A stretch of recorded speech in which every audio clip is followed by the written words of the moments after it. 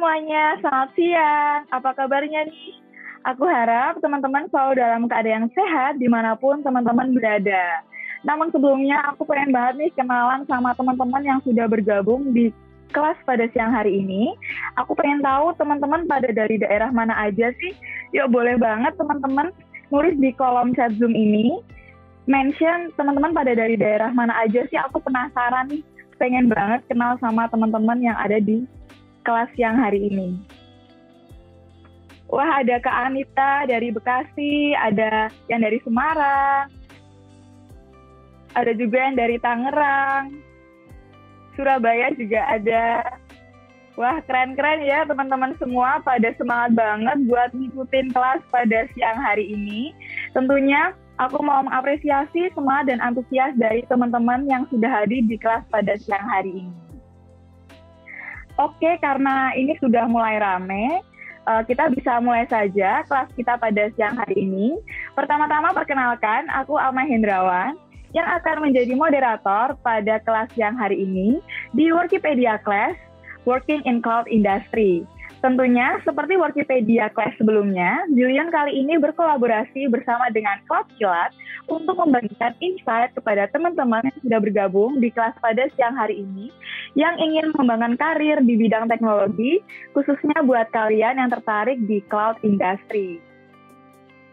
Tentunya, acara pada siang hari ini dapat berjalan dengan lancar karena adanya dukungan dari beberapa media partner. Di antaranya ada Tempo.co, ada Kok Bisa, ada juga Info Pebisnis, ada Connect Space, ada Tech for ID, ada Kumpul, ada Lingkaran, dan juga ada Live Vitai.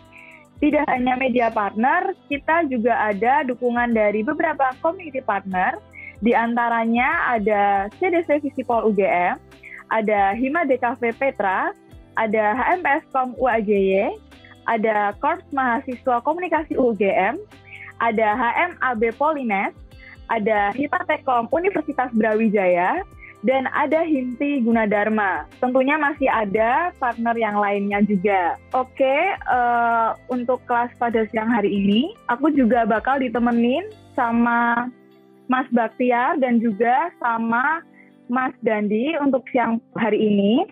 Sebelumnya, aku mau kasih tahu juga di Workipedia Class kali ini kita akan membahas seputar profesi teknologi yang sedang berkembang pesat dan memiliki prospek yang menjanjikan, yaitu dengan menunjukkan pekerjaan-pekerjaan masa kini, khususnya dalam bidang cloud industry. Seperti yang sudah aku mention sebelumnya, yang ini aku bakal ditemenin sama pembicara yang hebat. Ada Mas Batia Rifai selaku Cloud Evangelist dari Cloud Kilat, dan ada Mas Dandi Nurrahman selaku Cloud Engineer dari Cloud Kilat. Sebelumnya aku mau nyapa dulu nih pembicara kita yang hebat banget di kelas siang hari ini. Halo Mas Batia dan juga Mas Dandi. Halo, Amai. Selamat siang semua. Halo, apa kabarnya? Alhamdulillah sehat. Alhamdulillah baik. Baik, senang sekali mendengar kabar dari Mas Baktia dan Mas Dandi yang sehat. Tentunya kami juga mengucapkan terima kasih untuk Mas Dandi dan juga Mas Baktiar karena telah bergabung bersama dengan Zillion dan teman-teman yang ada di kelas pada siang hari ini untuk sharing tentang seluk-beluk cloud industry plus profesi di baliknya. Tentunya sebagai orang yang bekerja langsung di bidang tersebut, pastinya insight dan pengalaman dari Mas Baktia dan Mas Dandi sangat ditunggu-tunggu nih sama teman-teman yang ada di kelas pada siang hari ini.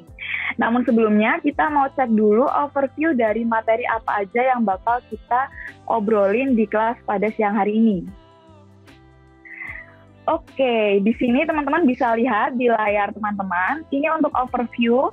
Yang pertama kita akan ada sesi kelas, kurang lebih akan berlangsung 60 menit dengan talking points di antaranya. Yang pertama ada Journey to the Cloud, kemudian yang kedua ada What we do as a Cloud Engineer and Cloud Evangelist, kemudian yang ketiga What are the careers in cloud computing, kemudian yang keempat ada How to become a Cloud Engineer.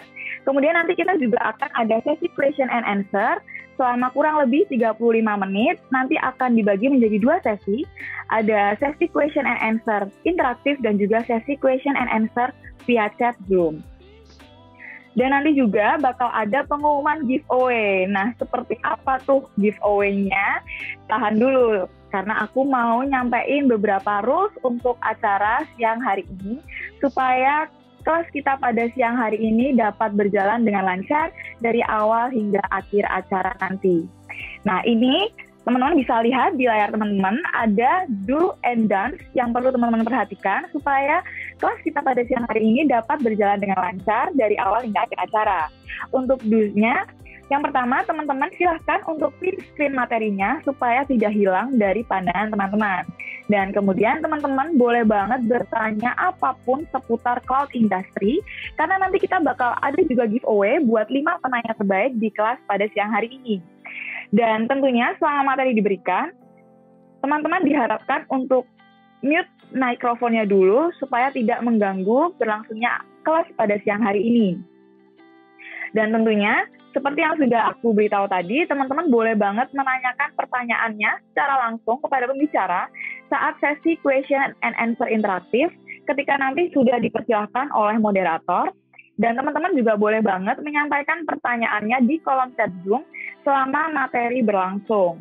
Dan tentunya jangan lupa teman-teman untuk siapkan ringkasan materi karena nanti bakal ada juga giveaway untuk 5 peserta yang mengunggah konten di IG Story berisi ringkasan materi yang dipelajari di kelas pada siang hari ini. Tentunya kontennya harus yang kreatif dan menarik ya.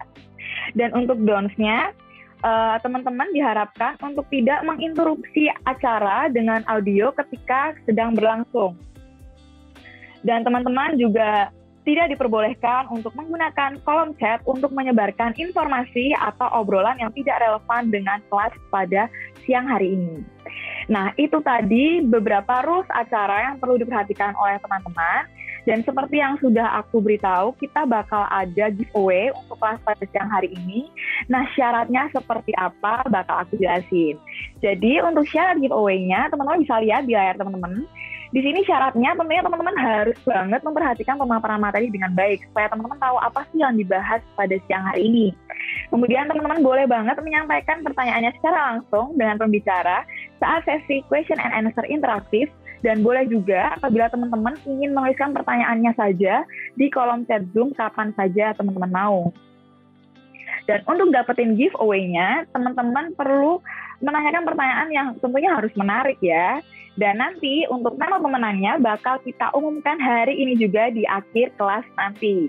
Dan untuk syarat yang kedua, teman-teman diharuskan untuk upload ringkasan materi hari ini di Instagram Story teman-teman dengan kreatif. Tapi jangan lupa untuk tag Instagram Zillion di @zillion dan Instagram @cloudkilat di @cloudkilat supaya nanti mempermudah tim kita untuk ngecek konten dari teman-teman.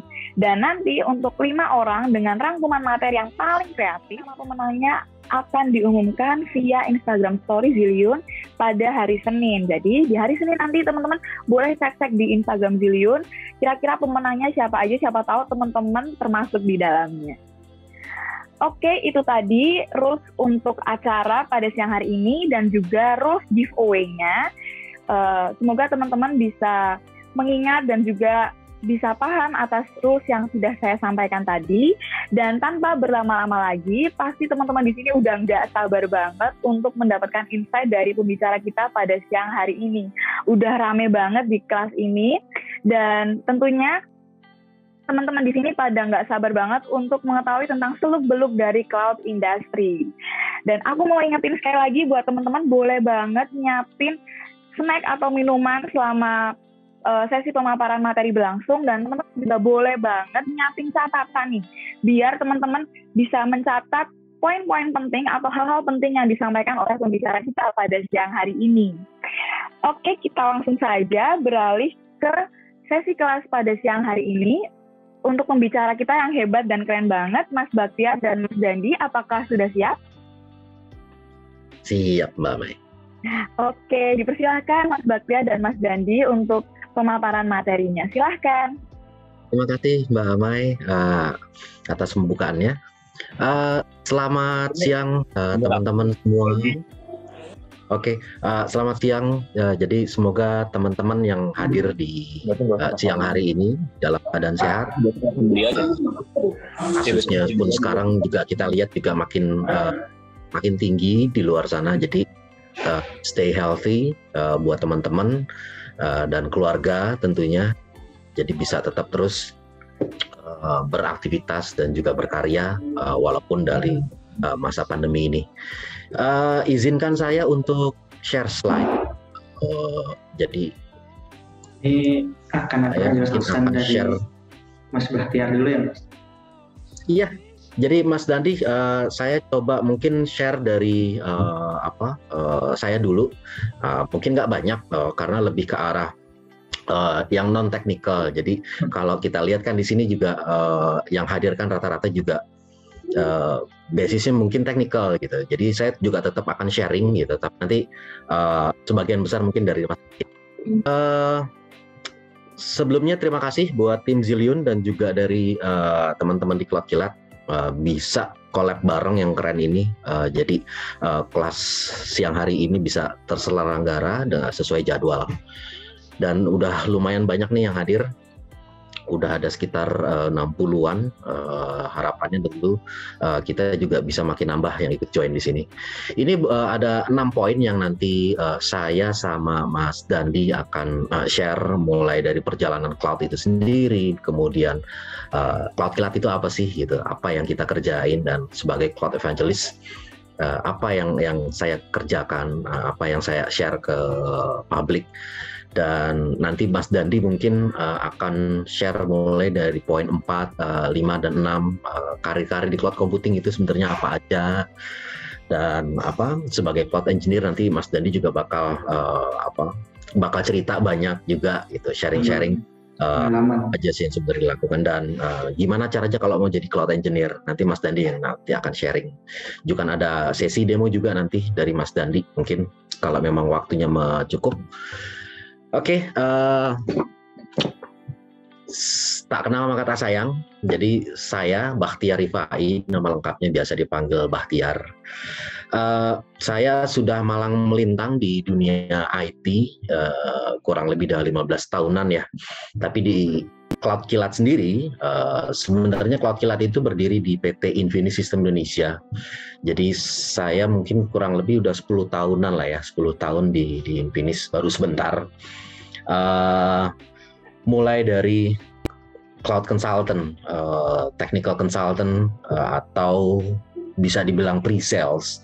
Kemudian yang sampai sekarang saya membawahi departemen sales and marketing. Ada beberapa teman-teman di sana yang memang kita gimana caranya mendeliver, kita mengedukasi market di Indonesia untuk mendeliver layanan cloud. Core-nya kita di cloud, jadi apapun yang berbasis cloud, kita selalu mengedukasi di awal ke market. Rata-rata juga marketnya, terutama untuk Cloud Kilat, karena basisnya itu marketnya UMKM, kemudian developer, lebih ke arah B2C lah untuk retail. Kemudian selanjutnya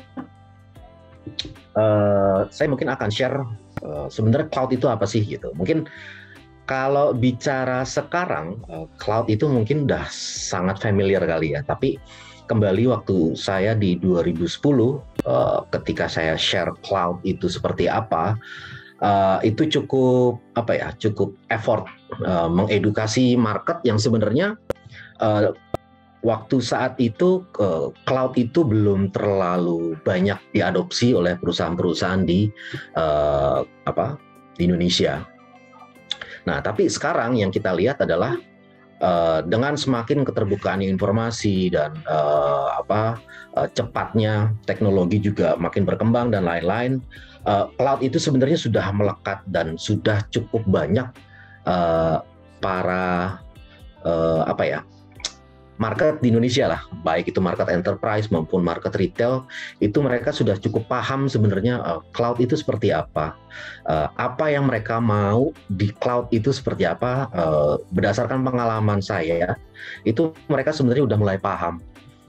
Jadi sebenarnya kalau bicara lagi definisi cloud itu sendiri, cloud itu sebenarnya cloud computing biasanya selalu berkaitan dengan cloud computing. Cloud computing di sini lebih ke arah compute resource si komputer, mulai dari prosesor, kemudian RAM, kemudian memori, ataupun si storage dengan IP public. Dan ada cloud. Cloud itu simbolnya adalah awan. Biasanya kalau di technical, awan itu biasanya simbol dari internet. Nah, berarti cloud itu sendiri adalah suatu komputasi, suatu sumber resource komputer, ya 3 tadi itu, yang memang bisa diakses melalui internet. Modelnya seperti apa juga banyak sekali, mulai dari public cloud, kemudian ada yang namanya private cloud, dan juga hybrid cloud.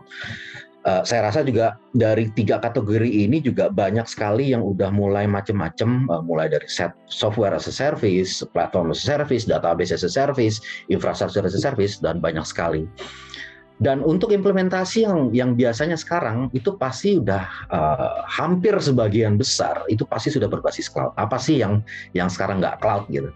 Mulai dari, kalau zaman dulu biasanya saya selalu memberikan analogi ya. Jadi sebenarnya dari sisi kami cloud provider, vendor cloud itu memberikan analogi, misalkan yang kita punya sebenarnya adalah satu gedung apartemen atau satu gedung hotel. Yang kita deliver adalah kamar-kamar virtual, atau dalam technical itu virtual machine, server yang virtual. Jadi kita memberikan satu virtual machine, atau kalau analogi balik lagi ke hotel tadi, kita memberikan kamar-kamar yang sesuai speknya, mau berapa prosesor, mau berapa RAM, mau berapa storage gitu. Kalau di kamar hotel kan ada yang modelnya yang studio, ada yang besar, ada yang memang mungkin bisa benar-benar satu lantai gitu, yang memang kita deliver karena memang kebutuhannya memang besar. Dan itu juga kembali lagi dari sisi pembentukan kamar-kamar yang di hotel tadi itu dibentuk oleh virtualisasi, teknologi virtualisasi.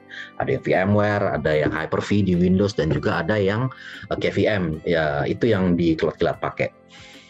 Apa sih keuntungannya kita harus pindah ke cloud? Yang pertama, kalau kita bicara penyedia server fisik, itu yang pasti adalah cost. Server fisik itu mahal. Mahal dalam arti kata adalah itu harus dikeluarkan, itu harus bayar di depan untuk sejumlah nilai komersial. Jadi kita nyebutnya biasanya itu adalah capex, capital expenditure, itu harus dibeli dulu di depan. Mulai dari ada yang 75 juta, ada yang 100 juta, ada yang 250 juta, bahkan sampai ke 500 juta satu server. Ketika kita memutuskan untuk pindah ke cloud, itu berarti bisa dibilang adalah kita bayar sesuai apa yang kita pakai. Ketika di awal-awal kita butuhnya dikit, kamarnya kecil, kalau balik lagi ke analogi si hotel tadi, ya kita bayar sedikit. Ketika kebutuhan kita besar, kita memang harus membayar sesuai kebutuhan itu tadi. Mirip juga misalkan kalau saya analogikan lagi, pemakaian pulsa, pemakaian listrik gitu. Itu yang harus kita keluarkan budget sesuai dengan apa yang kita pakai. Nah, cloud itu sendiri fleksibilitasnya, skalabilitasnya pun juga menyesuaikan. Ketika kita butuh kecil, oke, kita mulai, kalau di cloud kilat di VM-nya ada yang mulai dari paket XXS, extra small lah, 1 vCPU, 1 GB RAM, dan 10 GB storage. Itu kita mulai dari yang kecil. Tapi ketika mungkin pas lagi Sabtu Minggu e-commerce-nya lagi promo Gongsi Pacai kemarin gitu, banyak banget yang ngehit, mau nggak mau itu memang harus kita upgrade, kita gedein sampai mungkin 10 kali lipat dari yang paket yang sebelumnya. Tapi ketika promo udah selesai, kita turunin lagi. Hal itu yang sebenarnya nggak bisa dilakukan ketika metode investasinya di sisi server fisik. Jadi kalau udah beli di awal itu kecil, ketika itu butuh gede, ya mau nggak mau harus beli lagi server fisik yang lebih gede. Tapi ketika itu nggak dipakai, berarti ada satu kapasitas yang idle, satu kapasitas yang nggak kepake gitu.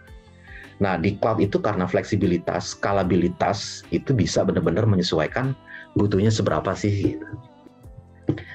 Saya lanjut ke slide berikutnya. Jadi sebenarnya PT Infinis itu sendiri sudah berdiri di tahun 2007. Jadi kurang lebih kita udah 15 tahun di industri cloud Indonesia. Cloud Kilat sendiri sebenarnya berdiri, brand itu muncul di 2013. Ketika 2007 kita sebenarnya sebagai provider email exchange hosted pertama di Indonesia yang mirip kayak Microsoft 365 sekarang. Kemudian di 2009 atau 2010 kita start punya cloud server. Kita pakai brand Infinis Cloud yang sebenarnya marketnya ditujukan untuk enterprise. Cloud Kilat ini muncul di 2013 ketika kita ngelihat banyak sekali demand yang memang membutuhkan server yang bisa dibilang adalah yang pertama unit service. Jadi si customer itu bisa langsung masuk ke portal, mereka butuh apa, mereka tinggal lihat, mereka tinggal aktivasi sendiri, upgrade, downgrade sendiri, dan ketika mereka mau butuh support, kita juga ada untuk fitur untuk melakukan membantu mereka untuk memaintain si server itu tadi. Nah, Cloud Kilat ini muncul di 2013 dan kenapa itu namanya juga Cloud Kilat? Ya balik lagi, kilat itu sendiri adalah kurang lebih cepat di atas cepat bukan sembarang cepat, kilat. Mulai dari sisi performance layanan itu sendiri, performance server itu sendiri, performance bandwidth itu sendiri yang kita deliver ke pelanggan itu adalah kilat, cepat. Sekarang ini kita udah 10 Gbps yang kita deliver ke customer, dan juga dari sisi kilat untuk support, kilat untuk membantu, respon time, solution time itu yang benar-benar kita berikan ke pelanggan. Customer is the king, itu yang selalu menjadi nilai pondasi dari si Cloud Kilat sendiri. Respon itu harus selalu diusahakan cepat, di bawah 5 menit kita pasti akan selalu ngerespon, dan solusinya juga kita akan dilakukan secepat kilat. Dan apa yang kita tawarkan sebagai suatu company biasanya dari sisi kita ketika ada customer yang membutuhkan layanan dari Cloud Kilat, kita biasanya juga membantu mereka untuk fit sesuai dengan apa yang mereka butuhin. Ada beberapa layanan yang di Cloud Kilat mulai dari VM, kita nyebut Kilat VM 2.0 versi yang terbaru, dan juga ada hosting, dan juga ada domain, dan juga ada platform as a service, dan juga ada beberapa layanan yang memang untuk membantu dari layanan-layanan utama itu sendiri. Nah, yang paling menarik adalah poin nomor 3 di sini, kultur kerja kami. Jadi sebenarnya kalau sekarang ini karena pandemik itu mulai kita kenal istilah WFH, WFO. Justru sebenarnya ini kita udah lakuin mungkin dari awal-awal saya ada di Infinis, ada di Cloud Kilat gitu. Terutama untuk yang teknikal, mungkin nanti Mas Dani bisa cerita banyak tentang culture mungkin di sisi teknikal. Tapi kalau di sisi yang non teknikal, mungkin dari sales dan marketing, itu pun juga sebenarnya balik lagi bisa kerja di mana aja selama itu memang bisa dipertanggungjawabkan, dan juga bisa dikontak kapanpun, responnya pun juga bisa juga cepat gitu. Itu harusnya memang sudah menjadi salah satu budaya di tempat kami untuk bisa ngobrol kapanpun, ngobrol dimanapun, dan bisa saling kolaborasi dan juga saling merespon satu sama lain untuk kebutuhan dari si pelanggan itu sendiri. Dan selama ini kita juga melakukan beberapa ngebantu beberapa industri, mulai dari UMKM, kemudian dari startup, untuk mentransformasi apa yang dulu mereka lakukan secara tradisional. Mereka mungkin punya server fisik atau mereka melakukan manual, belum pindah ke cloud. Kita pelan-pelan ngobrol ke mereka, kita bantu assessment, dan kita mencoba mentransformasi mereka, ayo pindah ke cloud.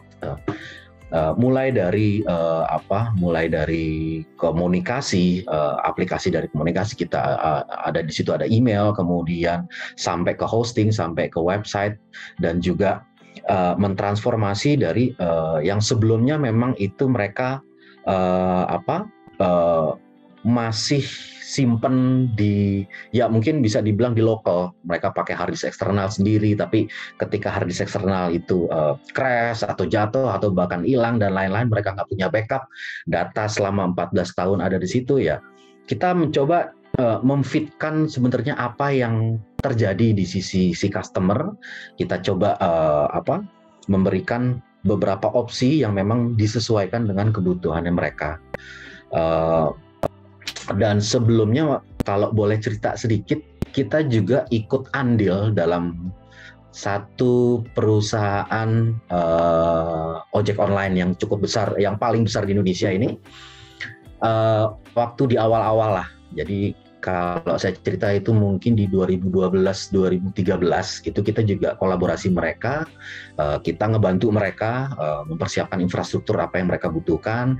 Dari awal-awal itu kita juga udah saling collab, mulai dari awal aplikasinya, ojeknya itu dipanggil melalui operator dan lain-lain gitu, sampai akhirnya mereka dapat funding dan memutuskan untuk pindah ke funding itu tersebut. Tapi itu jadi salah satu kebanggaan kami tersendiri, ikut ngebantu, ikut kolaborasi dengan mereka. Brandnya saya nggak bisa sebutin, tapi kita sempat bekerja sama kurang lebih 1,5 tahun lah untuk memberikan pelayanan terbaik, sehingga mereka bisa akhirnya mendapatkan funding yang cukup besar pada saat itu dan bisa sampai sebesar sekarang ini. Jadi sebagai cloud evangelist, yang saya lakukan adalah yang pertama, yang pastinya mengencourage public, mengencourage pelanggan, siapapun yang saya temui, itu selalu saya berusaha untuk memberikan pro cons, memberikan nilai lebih ketika apa yang mereka punya sekarang, ketika mereka belum mengadopsi teknologi cloud itu sendiri. Saya mencoba memberikan gambaran secara transparan dan akuntabel, yang pastinya dengan data-data yang sebelumnya kita punya, mulai dari migrasinya, apa sih challenge selama migrasi dan lain-lain. Itu biasanya kita coba deliver ke publik. Yang paling berhasil sih mungkin di awal-awal 2010 sampai 2013 lah. Sampai akhirnya brand Cloud Kilat itu muncul. Kita juga pernah roadshow ke beberapa kota besar di Indonesia. Yang paling mendasar pada saat itu sebenarnya lebih ke arah trust-nya si customer. Data-data yang mereka punya, yang biasanya mereka kelola di infra mereka sendiri, di server mereka sendiri, di hard disk mereka sendiri, yang confidential, yang memang penting banget. Itu mereka butuh trust lebih untuk memindahkan data tersebut ke cloud, ke tempat lain. Itu yang sebenarnya challenge yang kami dapat. Tapi kalau yang sekarang ini adalah challenge yang paling utama adalah lebih ke arah layanan apa yang sebenarnya fit untuk si customer ketika mereka datang dan mereka udah cukup paham cloud itu kayak gimana, security-nya kayak gimana, fleksibilitasnya seperti apa. Mereka udah basic cloud itu udah hampir sebagian besar mereka udah paham. Challenge-nya adalah layanan apa yang bisa kita berikan yang fit sesuai dengan apa yang mereka butuh, bukan apa yang mereka pengenin sih sebenarnya. Mereka kepengen ABC, tapi ketika kita lihat kebutuhannya mereka, isunya mereka, apa sih yang mereka hadapin dan lain-lain, kita mencoba memberikan opsi mungkin B, C, D, E gitu, tanpa harus A yang mereka pengen itu kita nggak deliver karena nggak sesuai dengan apa yang mereka hadapi. Nah, challenge seperti ini yang menyesuaikan apa sih yang mereka butuh gitu. Itu sebenarnya juga bisa ada. Nah, makanya mungkin nanti Mas Dandi bisa cerita sedikit tentang di situ ada yang namanya solution architect dan lain-lain yang sebenarnya bisa ngebantu customer, mungkin dari yang retail ataupun sampai corporate, bisa menentukan sebenarnya apa nih yang sebenarnya cocok buat mereka. Karena banyak sekali layanan cloud sekarang, kalau kita bicara brand lain di luar itu ada AWS dan lain-lain, itu juga sebenarnya layanannya banyak sekali. Dan kita juga bisa memberikan sebenarnya apa sih yang fit dengan mereka, apa yang mereka isu yang mereka hadapi, kita bisa menyesuaikan dengan itu. Jadi challenge sih mungkin seperti itu sih.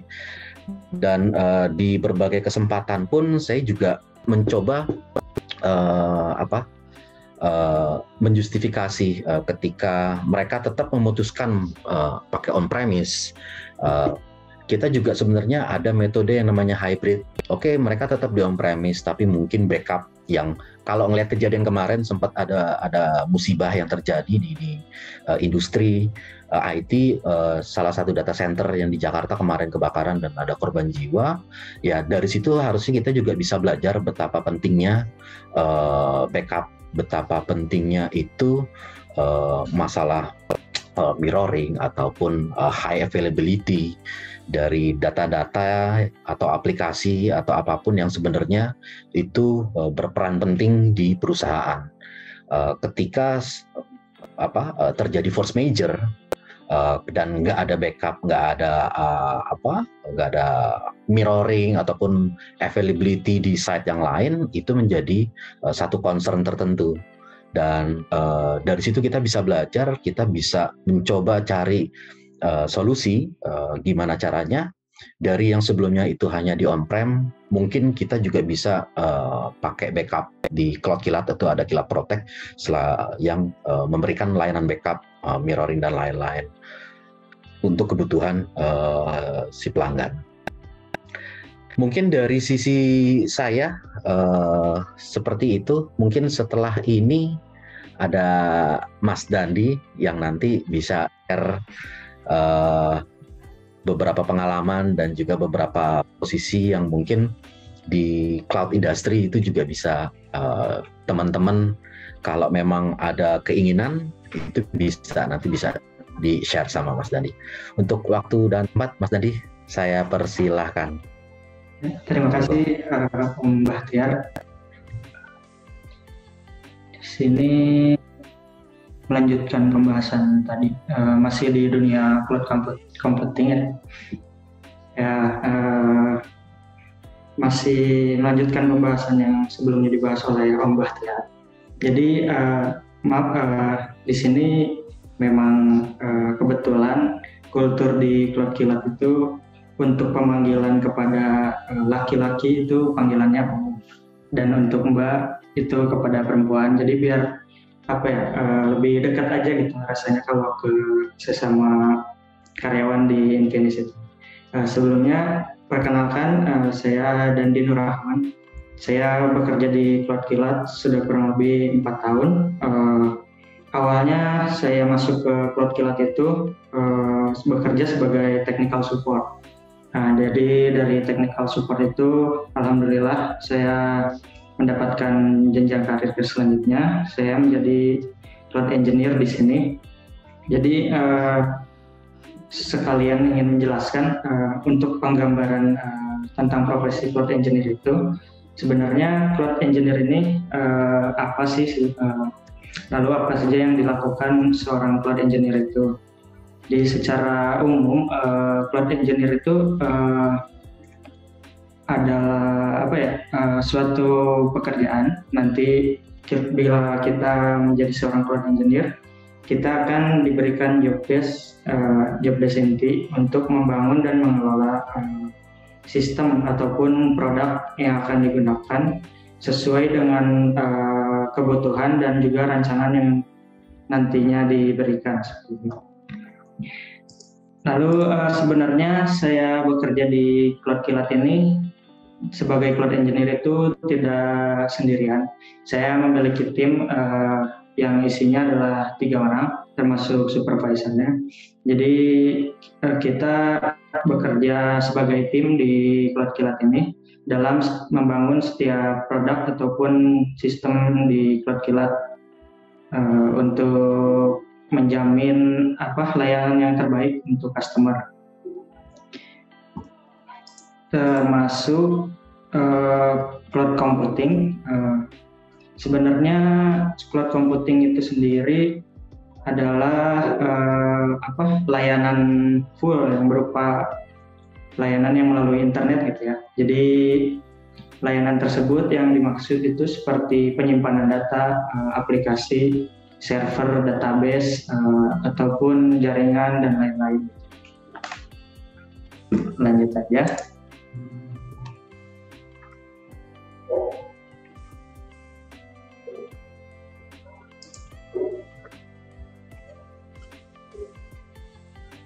Nah, selanjutnya sebenarnya di cloud computing itu ada karir apa saja sih yang bisa kita ambil untuk posisi-posisi di sana. Di cloud computing itu sendiri kita punya beberapa posisi yang bisa diambil seperti cloud engineer, cloud architect, cloud consultant, DevOps engineer, sistem administrator, technical support, ataupun yang lainnya. Gitu. Sebenarnya kalau kita bahas profesi, di misalkan cloud engineer itu dia banyak posisi-posisi juga di bawahnya, seperti sistem administrator itu bisa jadi merupakan sebuah posisi di dalam cloud engineer, dan juga cloud architect, cloud consultant itu. Di sini saya akan memberikan share screen yang lainnya untuk lebih jelas gambaran di karir di cloud computing itu. Nah, sebenarnya flow untuk pekerjaan di cloud computing itu ketika kita menerima mandat dari manajer atau atasan kita untuk membuat suatu layanan, nanti layanan tersebut bakal di-handle oleh misalnya cloud engineer dan cloud architect karena mereka memiliki level yang sama. Sedangkan cloud consultant itu seperti yang tadi Om Bahtiar jelaskan, dia bisa memberikan solusi kepada customer yang misalkan mereka ini butuh sistem kayak gimana, dan server mereka ingin memiliki data backup setiap hari ataupun setiap minggu, lalu disk yang mereka inginkan di server tersebut bisa berjalan secara redundan ataupun ada backup secara real time, sehingga ketika terjadi kerusakan pada disk, mereka bisa data mereka itu tidak langsung hilang, masih ada backup dari disk yang sudah dijadikan redundan tersebut. Lalu untuk cloud consultant ini biasanya mereka berkomunikasi langsung dengan customer supaya lebih jelas apa yang bisa di-provide kepada customer tersebut, dan juga sesuai keinginan customer tersebut gitu. Jadi supaya nantinya sistem yang mereka punya juga bisa diberikan support dari kita sendiri apabila terjadi kendala. Lalu dari cloud engineer atau cloud architect nanti itu misalkan kita memiliki tugas untuk membuat suatu produk baru, kita akan melakukan research dan juga membuat konsep, arsitek, keamanan, dan juga untuk penyimpanannya sendiri. Nanti dari situ apabila produk tersebut sudah jadi, akan ada sistem administrator yang sebenarnya di sini cloud engineer dan sistem administrator itu bukan pekerjaan yang terlalu jauh berbeda, karena mereka sama-sama mengelola sistem yang sudah dibuat, dan nanti apabila terjadi kendala, mereka sendiri yang akan mengecek server tersebut. Nah, di sini ada cloud security dan DevOps engineer juga. Di situ mereka bisa lebih melakukan research ke dalam suatu keamanan, dan juga untuk DevOps engineer dia akan melakukan riset terhadap fleksibilitas dan juga otomatisasi di infrastrukturnya, supaya biasanya DevOps engineer itu mereka kerjaannya harus terintegrasi gitu ya. Jadi supaya lebih cepat dan juga seefisien mungkin. Lalu di sini ada level paling bawah yaitu technical support. Jadi technical support ini akan menerima keluhan-keluhan dari customer. Nanti di level technical support ini apabila ada customer yang memiliki keluhan pada layanannya, dia akan melakukan troubleshooting. Nah, dia sendiri melakukan troubleshooting itu dengan ada sesuai kebijakan. Jadi dia tetap meminta kredensial dari customer. Kredensial itu adalah akses masuknya. Jadi kita sebagai penyedia layanan juga nggak semena-mena buat masuk langsung ke servernya gitu. Kita tetap minta izin buat ngecek si layanannya, kendalanya di mana. Dan apabila di technical support kendala tersebut dapat diatasi, dia langsung provide itu infonya ke customer. Apabila dari technical support masih belum bisa mengatasi masalahnya, mungkin karena kendala akses ataupun yang permission yang masih belum diberikan gitu, dia akan melakukan follow up ke tim level di atasnya, itu sistem administrator.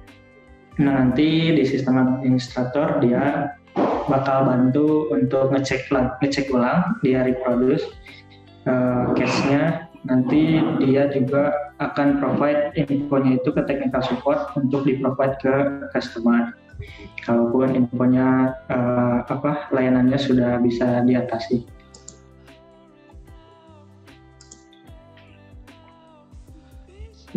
Kita lanjut ke pembahasan selanjutnya.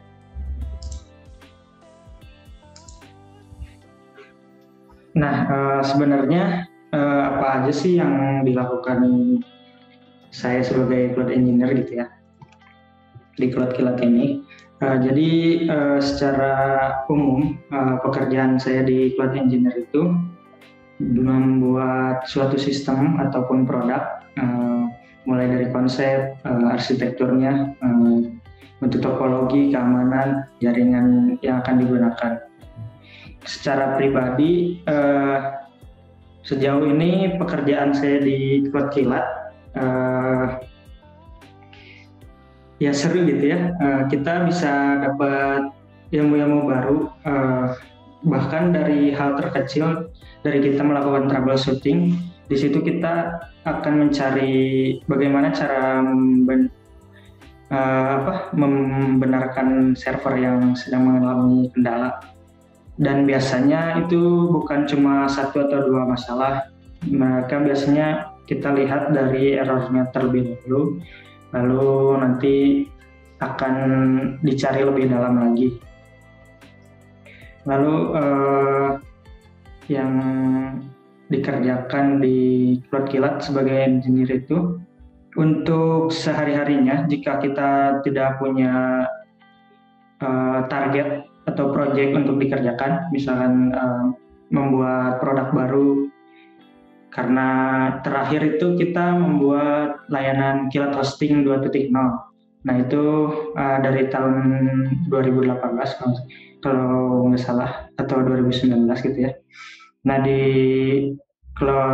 Kilat Hosting itu kita bertiga sebagai tim di Cloud Engineer melakukan riset terhadap aplikasi-aplikasi kontrol panel yang akan digunakan pada hosting, lalu misalkan keamanan apa, limitasi-limitasi apa yang akan diberikan, lalu paket-paketnya apa saja yang akan diberikan kepada customer, lalu fitur-fitur apa saja yang akan dihidupkan atau diaktifkan gitu ya.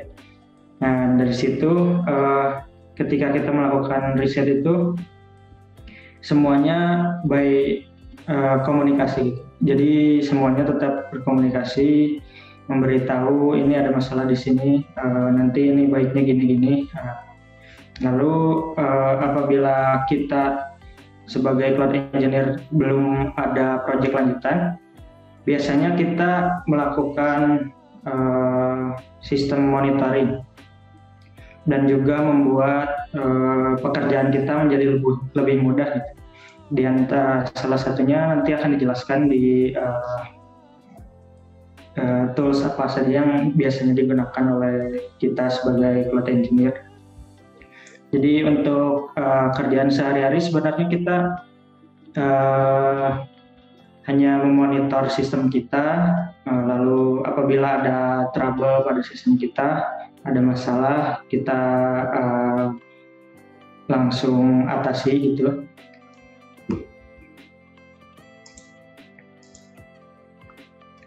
Nah, selanjutnya kenapa sih milih karir itu sebagai cloud engineer? Sebenarnya enaknya apa? Dan tadi seperti yang sudah dijelaskan di perkenalan gitu ya, sebenarnya kan saya awal masuk ke sini tuh adalah seorang technical support. Jadi itu benar-benar belajar si sistem di perusahaan itu dari awal. Jadi kita biasanya untuk menjadi cloud engineer itu di beberapa perusahaan itu tidak bisa langsung menjadi cloud engineer. Kita harus tahu dari level terbawah lebih dahulu supaya kita tahu sistem yang digunakan di perusahaan itu sebenarnya kayak gimana. Jadi ketika kita nanti naik menjadi seorang cloud engineer, kita udah tahu gitu sistemnya tuh gimana. Misalkan ada kendala apa, kita harus akses ini, akses itu. Nah, kalau kenapa alasannya menjadi cloud engineer, karena ya mungkin memang sudah jenjang karirnya seperti itu. Selain itu juga enaknya itu kerjaannya fleksibel, kayak tadi yang Om Bah ceritakan gitu ya. Kerja di dunia IT itu kita bisa kerja di mana aja, asalkan kita tetap bertanggung jawab dan bekerja di office hour gitu ya, sesuai jam pekerjaan kita. Nah, selain fleksibel juga karena melihat perkembangan dunia IT itu sekarang menjadi lebih pesat, jauh banget gitu ya. Jadi semenjak ada pandemi ini, kita bisa lihat sendiri melakukan tatap muka ini bisa secara virtual. Dan aplikasi yang digunakan ini sudah tentu dia menggunakan cloud computing juga untuk sistemnya. Jadi udah pasti dia melalui internet. Lalu karena ya perkembangan zaman pada dunia IT itu maju secara pesat, jadi posisi-posisi pekerjaan di dunia IT pun menjadi banyak yang membutuhkan, mulai dari banyak startup yang berkembang di dunia IT ataupun perusahaan-perusahaan besar yang semakin membutuhkan banyak karyawan. Jadi karena itu untuk menjadi cloud engineer ini adalah suatu profesi yang menjanjikan. Selain itu tantangan apa yang biasanya didapatkan di seorang cloud engineer gitu ya. Selain karena fleksibilitas tadi sebagai hal yang enak gitu atau menguntungkan, ternyata fleksibilitas itu juga bisa menjadi bumerang. Jadi selain kita bisa kerja di mana aja, karena sistem cloud computing itu berjalan 24 jam, jadi ya kita harus siap sedia kapanpun itu, mau kita lagi istirahat, apabila terjadi masalah ya tetap harus diselesaikan terlebih dahulu. Yang penting kita menjaga kepuasan customer gitu ya, dan juga mengelola server kita supaya tetap berjalan dengan baik.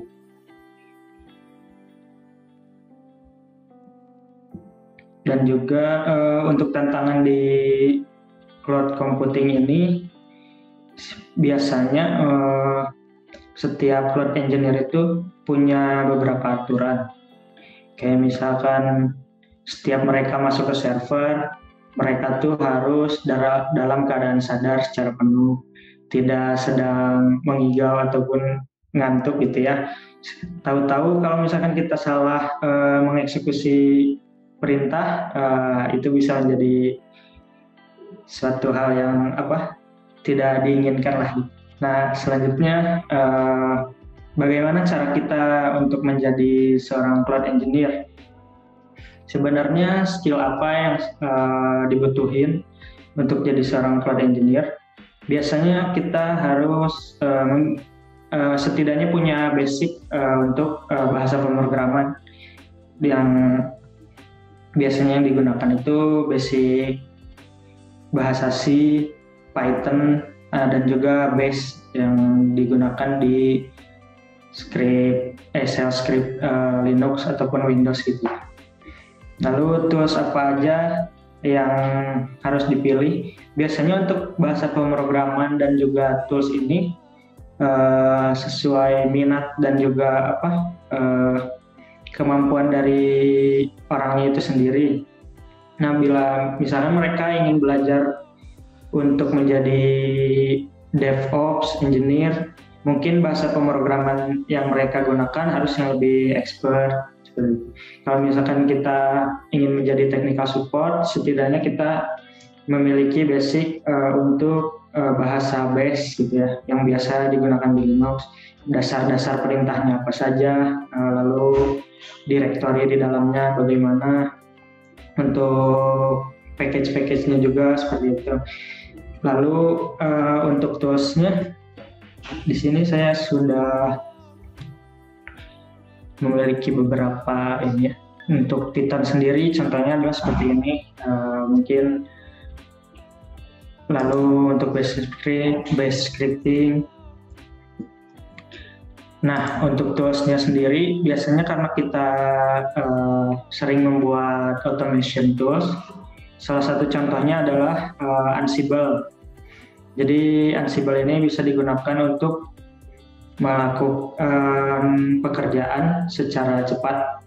Misalnya kita untuk melakukan suatu pekerjaan itu biasanya manual, untuk nge-list misalkan melakukan list pada file yang ada di file yang ada di directory, kita melakukannya satu-satu.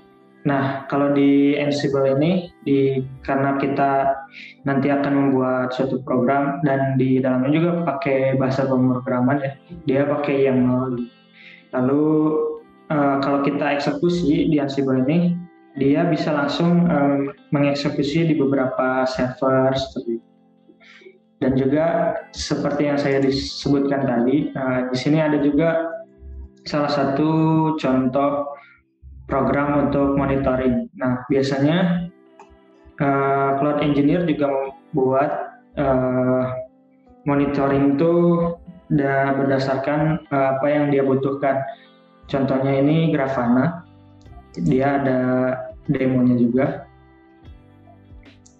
Nah, nanti yang akan ditampilkan di dashboardnya ini bisa kita atur sesuai kebutuhan ataupun rancangan kita sendiri.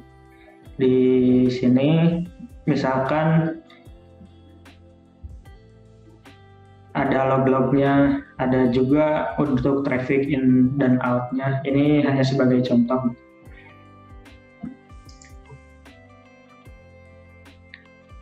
Mungkin itu untuk toolsnya. Dan yang selanjutnya, pelajaran apa yang penting di sekolah untuk cloud engineer ini? Sebenarnya semua pelajaran, mau itu umum ataupun yang di kejuruan atau di jurusan gitu ya, itu bisa membantu kita dalam menjadi seorang cloud engineer. Seperti mungkin nggak semuanya di bidang IT, siapa tahu ada yang mau belajar untuk pengetahuan sendiri. Untuk di cloud engineer itu yang paling penting kita menguasai basic tentang virtualisasi, lalu networking, juga dasar perintah pada sistem operasi. Karena biasanya kita nggak selalu berhadapan dengan GUI gitu ya, ataupun tampilan-tampilan yang secara visual seperti ini. Kita juga biasanya akan dihadapkan pada suatu terminal ataupun sistem perintah. Nah, dari situ kita sendiri yang bisa memilih sesuai profesi mana yang akan kita inginkan gitu. Misalkan ingin belajar menjadi dari bawah dulu, dari technical support, itu bisa melakukan sertifikasi ataupun belajar basic dari Linux itu sendiri. Mungkin segitu aja penjelasan untuk Cloud Engineer hari ini. Baik, terima kasih Mas Baktiar dan juga Mas Dandi atas pemaparan materinya yang sangat menarik. Keren banget materinya, dan pastinya teman-teman di sini bakal ngerasa terbantu banget atas materi yang disampaikan oleh Mas Baktiar dan juga Mas Dandi tadi tentang profesi di cloud industry serta seluk-beluk di baliknya. Kemudian kita akan beralih ke sesi question and answer. Teman-teman di sini pasti udah kepo banget dan gak sabar pertanyaannya untuk segera dijawab oleh Mas Baktiar dan juga Mas Dandi. Maka dari itu aku mengingatkan sekali lagi untuk teman-teman yang ingin menanyakan secara langsung pertanyaannya kepada Mas Dandi, boleh banget nanti raise hand dulu dan bakal dipersilahkan oleh moderator untuk menyampaikan pertanyaannya secara langsung kepada Mas Baktiar maupun Mas Dandi. Namun sebelumnya aku juga punya pertanyaan nih buat Mas Baktiar dan Mas Dandi, karena aku juga belajar hal baru di sini di cloud industry ini. Kalau dari sisi profesinya nih, untuk Mas Baktiar dan juga Mas Dandi, selama ini ada nggak sih kejadian-kejadian tidak terduga dalam menjalani profesi masing-masing, entah sebagai cloud evangelist atau cloud industry atau selama di cloud kilat dalam menghadapi klien, atau bagaimana sejauh ini bisa diceritakan dan saat itu solusinya seperti apa? Oke. Jadi kalau balik lagi flashback ke beberapa tahun lalu ya, ada satu cerita sebenarnya yang sebenarnya berkaitan erat sih. Jadi sebenarnya dengan mulai banyaknya perusahaan yang sebelumnya memilih melakukan transformasi ke cloud, itu sebenarnya juga ada satu perusahaan yang sebenarnya core-nya tuh bukan IT lah, mereka bisa disebut fashion company yang memang provide di industri fashion. Jadi core-nya mereka tuh bukan IT, dan ada orang IT-nya pun juga ya sangat sedikit. Ya, ketika mereka memilih buat bertransformasi ke cloud, ada hal-hal yang memang sebenarnya bisa dibilang itu bukan scope of work-nya kami ya. Cuman ya karena memang bisa ya bukan core-nya di IT, ya itu ada beberapa permintaan yang sebenarnya bukan core. Misalkan gitu, ini tiba-tiba printer yang biasanya connect ke laptop ini jadi nggak bisa ngeprint gitu ya. Ada hal-hal yang sebenarnya unik lah gitu, dan itu juga jadi bahan pembelajaran juga kami. Setelah itu jadi karena kami engagement ke customer-nya itu juga cukup dekat, jadi hal-hal yang berkaitan dengan IT itu juga sempat di request ke kami juga ya, kayak tadi itulah, printer nggak bisa connect nih, ini kenapa, biasanya kemarin bisa kok, kenapa sekarang jadi nggak bisa. Oke, kita bantu cek dan lain-lain, mungkin saat itu by phone atau saya lupa, tapi ada hal-hal yang sebenarnya di luar kompetensi kami sebagai cloud service provider, tapi masih relate ke IT, ya itu jadi whole package di sisi customer-nya sih gitu. Mungkin Mas Nadi ada cerita unik? Kalau dari saya pribadi, mungkin untuk pengalaman di cloud engineer itu adalah waktu saya lagi istirahat gitu. Tiba-tiba ada kendala dan itu harus datang langsung ke data center. Nah, yang awalnya kita coba akses lewat remote, tadinya biar gampang gitu ya. Ternyata si masalahnya nih, langsung di data center gitu. Nah, itu waktu saya sama Om Irfan kebetulan di bagian network, itu menyelesaikan masalahnya langsung datang ke data center, dan karena itu lumayan lumayan banyak itu kendalanya, jadi bisa sampai waktu itu tuh berjam-jam gitu di data center.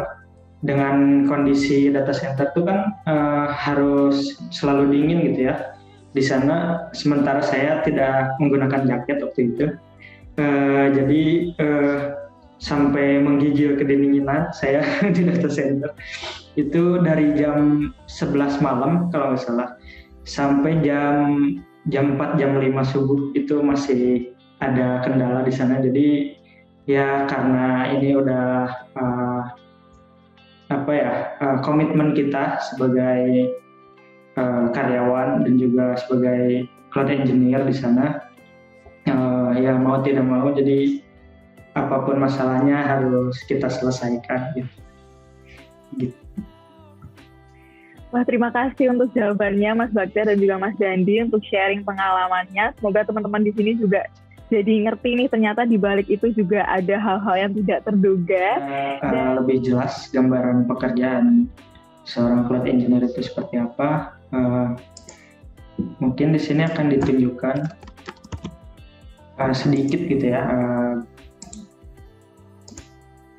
dari pekerjaan cloud engineer.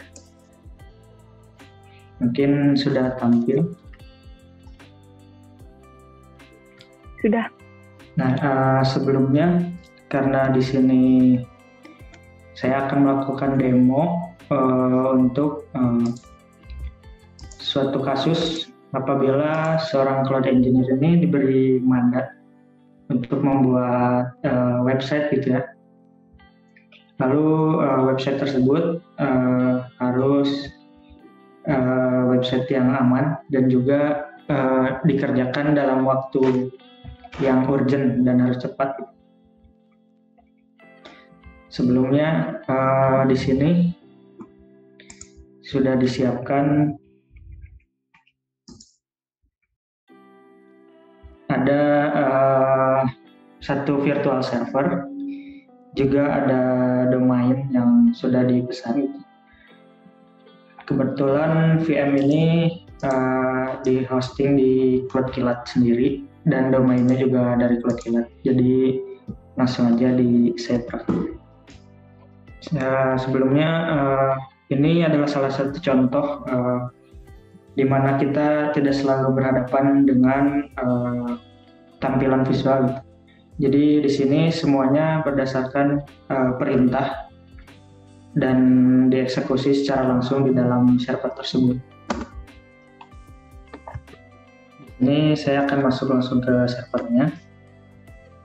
Sebelumnya karena ini tugasnya adalah membuat web server, jadi kita harus melakukan beberapa instalasi. Untuk install paketnya tersebut, kita biasanya apabila ada paket yang belum tersedia di dalam repository sistem Linux itu sendiri, ini kebetulan pakai CentOS 7. Mungkin untuk yang awam nanti bakal lebih dijelaskan lagi. Kita bisa lihat OS yang digunakannya di sini. Kita pakai CentOS 7. Nah, untuk membuat web server kita membutuhkan beberapa paket seperti misalnya kita menggunakan Apache, dan di CentOS 7 ini dia bernama HTTPD atau TPD gitu. Yang pertama harus kita lakukan adalah menginstal repository dari Apple. Dan juga setelah menginstal repo ini, kita akan melakukan update secara langsung supaya tidak membuang banyak perintah. Dia dibuat dalam satu baris.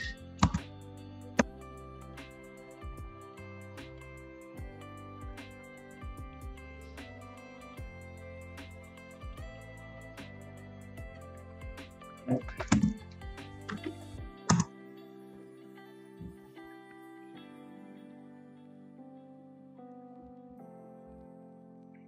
untuk paket ini sendiri dari repository dan update tadi sudah selesai.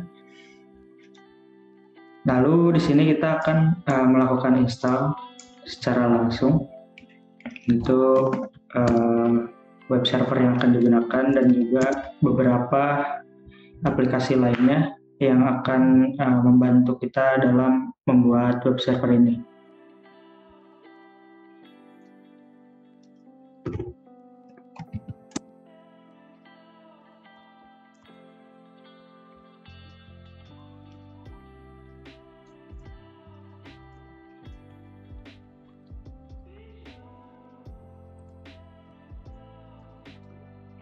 Untuk widget itu sendiri, dia digunakan untuk melakukan pendownloadan di dalam sistem Linux. Lalu HTTPD itu adalah web server Apache. PHP itu bahasa pemrograman yang bisa dibuat untuk website. Untuk Certbot ini adalah aplikasi untuk SSL. Dan ini adalah script-nya sendiri yang sudah diberikan dari Certbot-nya itu.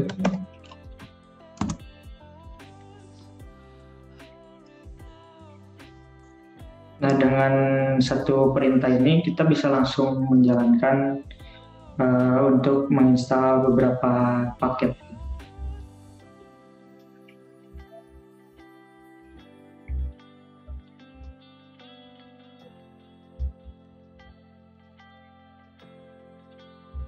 Nah, setelah semuanya selesai, kita akan melakukan pengaktifan pada web server itu sendiri dan langsung kita cek statusnya seperti apa.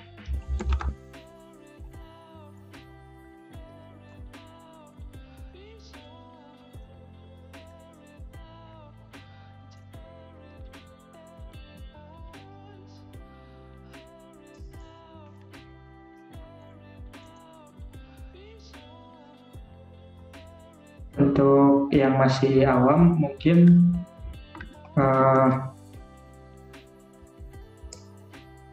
simbol dandan di sini adalah perintah untuk melanjutkan perintah sebelumnya.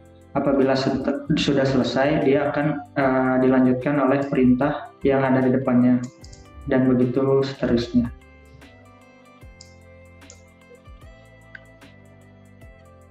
Lalu setelah kita tahu bahwa web server kita sudah berjalan, kita akan melakukan pengecekan pada IP dan juga portnya.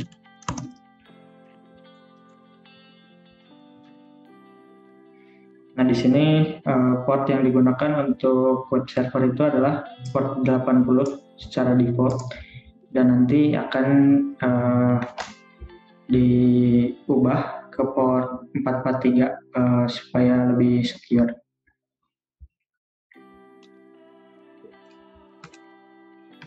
Sebelumnya untuk direktori program untuk website kita itu biasanya secara default dia ada di var www.html dan kita bisa mengeceknya melalui perintah grep, di mana dokumen root tersebut di dalam folder HTTPD-nya.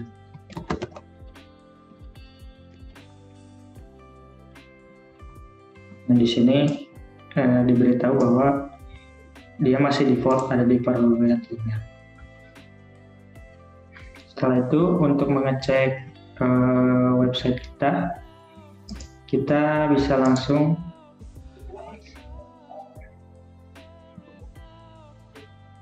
buka tab kita dan akses melalui IP-nya.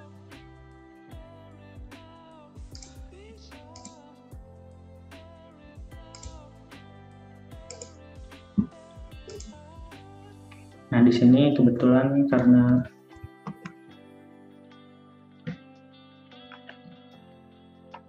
menggunakan IP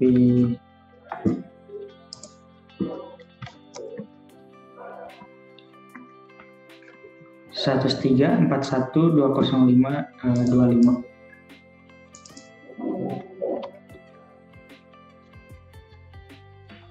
Nah, secara cepat web server kita sudah bisa diakses, tapi karena dia belum di pointing ke domain, jadi dia masih menggunakan IP.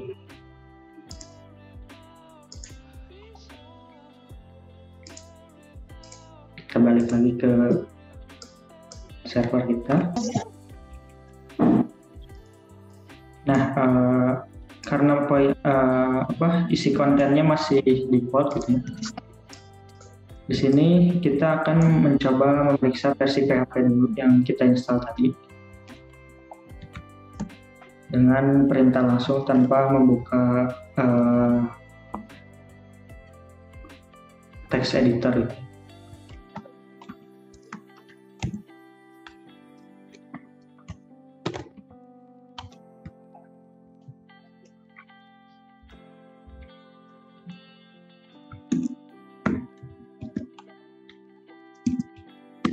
Kita masukkan ke directory dokumen root tadi secara default.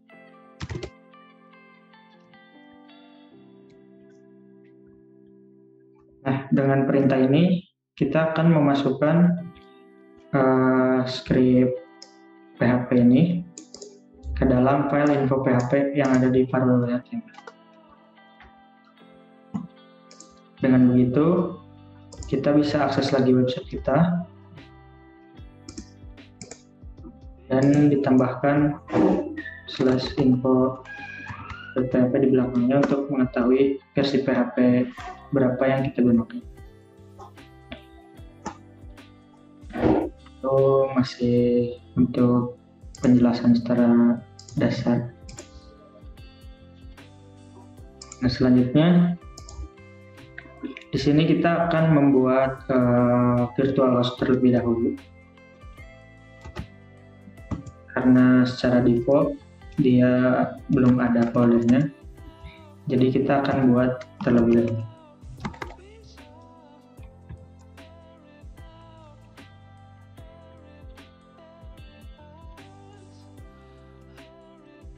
Di sini sekalian kita buat 2 directory.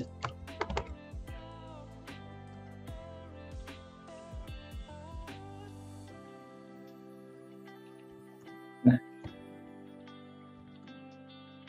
setelah itu kita bisa lihat di sini ada directory baru yang kita buat.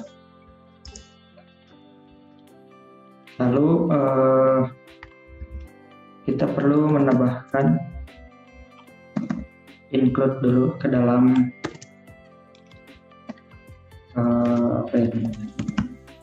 default config dari server Apache kita.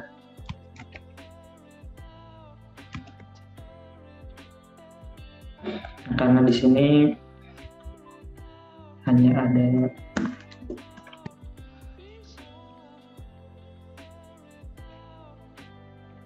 baru ada include optional untuk config. Kita akan tambahkan dengan perintah echo juga.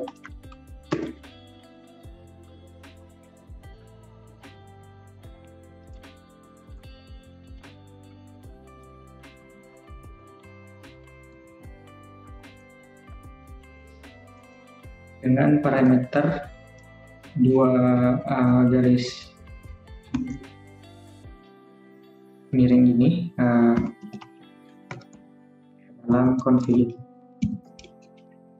Dengan begini dia akan menambahkan line ini di akhir config dari web server ini. Setelah itu kita buat virtual server kita.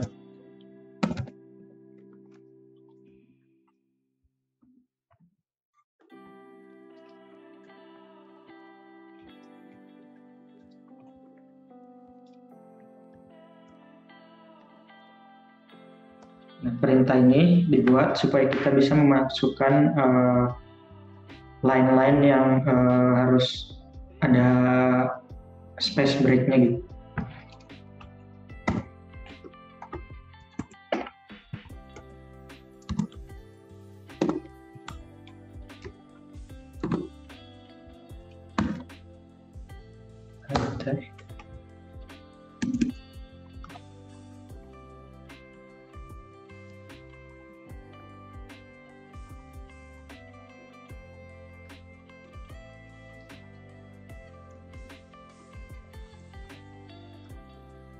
Ini masih konfig-konfig basic dari web server.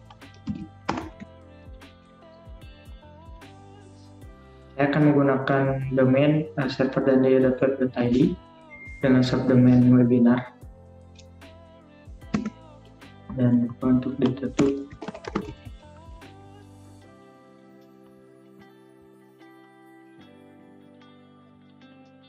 Dan file tersebut sudah dibuat.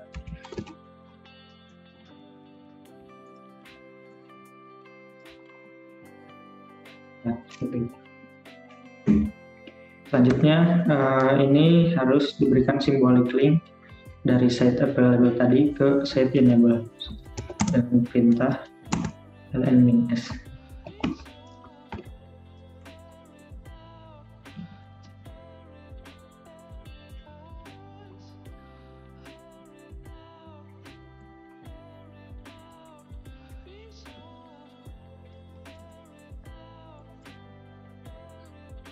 Dan begitu dia akan membuat suatu file simbolik.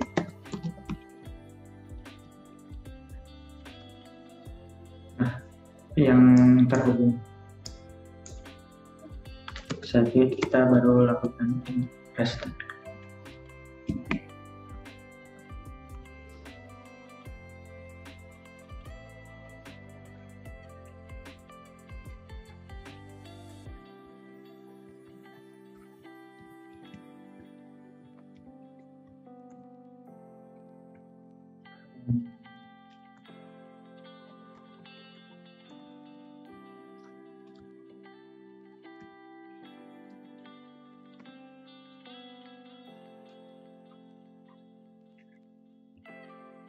Nah, ini ada typo sedikit, jadi kita akan edit.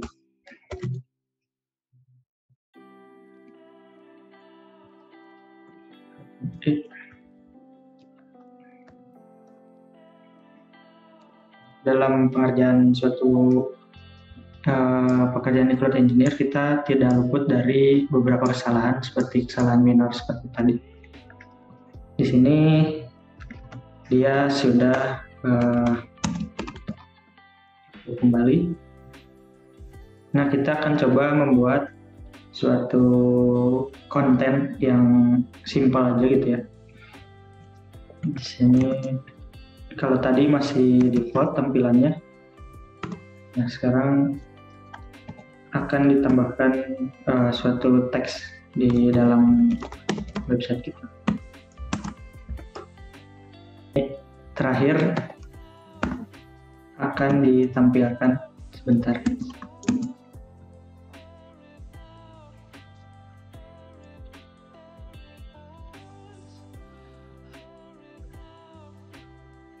Nah, setelah itu kita kembali lagi ke websitenya.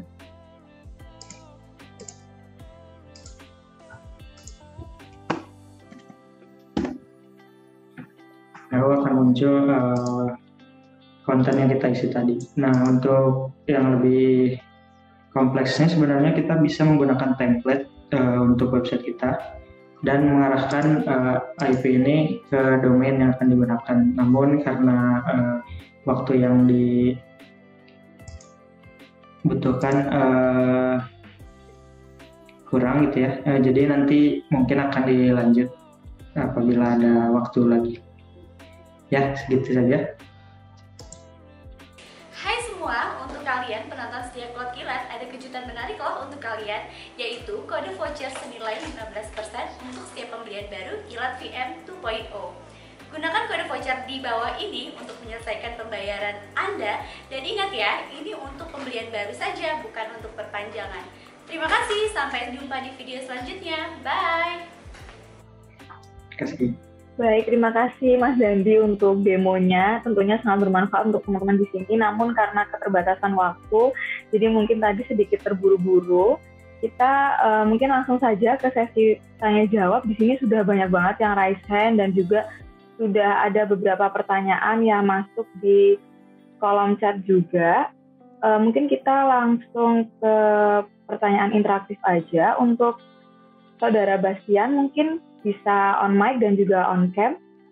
Nah, untuk mau menanyakan untuk ke Mas Dandi, kan cloud itu sebenarnya kan untuk menyimpan data kan ya, kata Mas Dandi. Terus di mana ibaratnya berarti si cloud itu kayak misalkan si server yang menyimpan data. Nah, apa bedanya saya kan pernah membuat Arduino make Uno itu juga dia bisa menyimpan data. Terus kita bisa menembak memakai sama kayak tadi tuh pakai SSH ya Kak. Nah, apa bedanya si yang dibuat pakai Arduino sama cloud gitu Kak? Paling pertanyaannya itu aja. Oke Mas Bastian, terima kasih pertanyaannya. Sebenarnya untuk contoh yang Mas Bastian tadi berikan itu sama saja seperti cloud computing. Jadi dari fisik Arduino itu kan tetap membutuhkan jaringan untuk bisa diakses secara langsung oleh SSH tersebut. Nah, kalau misalnya di cloud computing itu skalanya lebih besar dan dia disimpannya di dalam sebuah server. Nah, untuk sistemnya itu sebenarnya walaupun namanya cloud, dia ada di internet, tapi kita tetap punya server fisiknya gitu. Jadi kita mulai membangunnya itu dari infrastruktur di mana server fisik itu akan ditempatkan di mana. Lalu untuk menjalankan nanti hasilnya itu sistemnya mau bagaimana. Nah, misalkan biasanya kalau pakai Arduino itu kalaupun dia tidak ada akses internet, berarti dia menggunakan IP yang private gitu ya, dalam satu network seperti itu. Mungkin gitu, Mas Bastian. Oke Kak, terima kasih banyak Kak. Baik, terima kasih untuk pertanyaannya dan terima kasih Mas Dandi yang sudah membantu untuk menjawab. Oke, mungkin kita beralih ke Kak Eli Japanhulo dulu mungkin. Apakah bisa on mic dan juga on cam? Pertanyaan saya untuk Kak Bakhtiar itu, apa saja layanan yang ditawarkan oleh Cloud Kilat dan bagaimana pula perkembangan sistem cloud ini setelah menerapkan layanan tersebut, Kak? Terima kasih. Oke. Sebenarnya dari Cloud Kilat sendiri itu ada, kalau Mas lihat di websitenya itu kita ada beberapa kategori mulai dari infrastructure as a service. Jadi kita nyediain VM, kita nyediain cloud server, di mana pada saat ini masih yang berbasis open source, jadi berbasis Linux dengan berbagai macam OS yang sebenarnya tipe OS bisa pilih mau CentOS mau yang lain itu tinggal dipilih. Dan juga ada beberapa kategori lain mulai dari platform as a service sampai beberapa layanan mendukung misalkan ke cPanel, kemudian domain, dan kalau memang membutuhkan support kita juga ada support tambahan di Cloud Kilat. Nah, dari berbagai macam layanan ataupun jenis produk yang kita punya, sebenarnya kalau memang dari Masnya sendiri ataupun ada calon pelanggan yang sebenarnya nggak paham nih, sebenarnya bisa diskusi lah sama tim kita, tim support. Jadi biasanya kirim email ataupun lewat sosmed channel kita juga, apa sih sebenarnya permasalahan yang dihadapin. Nah, dari situ kita bisa coba menjustifikasi, kita coba kasih beberapa offering sebenarnya cocoknya nanti menggunakan layanan yang ada di tempat kita. Mau itu VM, bentuk VM-nya pun nanti seperti apa itu nanti bisa kita diskusikan di awal. Tapi kalau sebenarnya juga sudah paham sebenarnya apa yang dibutuhkan dan lain-lain, paling dari sisi kami pun juga bisa merekomendasikan mungkin cocoknya menggunakan paket yang XS atau bahkan sampai yang paket paling besar kalau memang kepentingannya atau kebutuhannya itu load-nya, beban kerja dan itunya nanti bisa disesuaikan. Yang pasti kalau memang sudah menggunakan layanan cloud, baik di layanan cloud di kami di Cloud Kilat ataupun layanan yang di tempat lain, sebenarnya lebih ke arah bahwa skalabilitas. Jadi menggunakan sesuai yang dibutuhkan. Jadi ketika load-nya lagi kecil berarti pakai resource yang kecil, tapi ketika butuhnya banyak, ada akses banyak, ada lagi promosi dan lain-lain, berarti nanti menggunakan resource yang besar, dan itu juga bisa menyesuaikan. Jadi mulai dari skalabilitas dari kecil sampai kita di-upgrade, kemudian di-downgrade lagi, kemudian benar-benar efisiensi dari sisi budgeting, kemudian dari sisi skalabilitas, itu juga nanti bakal jadi hal utama yang perlu didiskusikan di awal. Kurang lebih sih gitu, Mas. Baik Kak Bagjar, terima kasih. Terima kasih. Baik, terima kasih untuk pertanyaannya dan juga terima kasih untuk Mas Bagjar atas jawabannya. Mungkin satu kali lagi untuk sesi question and answer interaktif. Di sini untuk Kak Renaldi Azhar, apakah bisa on mic dan juga on cam? Terima kasih. Perkenalkan, nama saya Renaldi. Izin bertanya, Kak. Ini saya ada 2 pertanyaan ya. Yang pertama itu di cloud computing sendiri kan kita mengenal ada namanya itu horizontal scaling sama vertical scaling ya. Untuk kita ngedeploy scaling itu tuh butuh berapa lama sih? Nah, itu yang pertanyaan pertama. Lalu yang keduanya itu, kalau yang pada kasus yang US yang saya tahu, dulu ada yang Apple Cloud, CIA sama FBI itu berusaha untuk meminta data seseorang dari cloud-nya itu, tapi Apple-nya menolak gitu. Nah, menurut kakak-kakak sendiri, gimana tuh menanggapi tentang adanya pemerintahan yang minta data kita yang di cloud gitu sih. Oke, terima kasih. Mas Andi mungkin bisa jawab yang horizontal, scaling, vertical scaling. Jawab yang horizontal dan vertical scaling dulu. Kalaupun membicarakan soal layanan, sebenarnya di kita ada namanya Kilat Iron. Di sana itu dia menyediakan layanan yang berbasis kontainer gitu ya. Jadi dia apabila, karena itu merupakan virtualisasi, jadi kalau secara kontainer itu untuk vertical scaling dan horizontal scalingnya dia bisa langsung di setting secara otomatis. Jadi apabila kita load-nya sedang tinggi, lalu kita aktifkan si horizontal dan vertical scalingnya. Nah, nanti di si layanan tersebut dia otomatis akan menambahkan resource dari node yang kita punya. Nah, secara tidak langsung itu sudah tentu menambah biaya billingnya tambahannya untuk resource tambahan dari vertical dan horizontal scaling itu sendiri.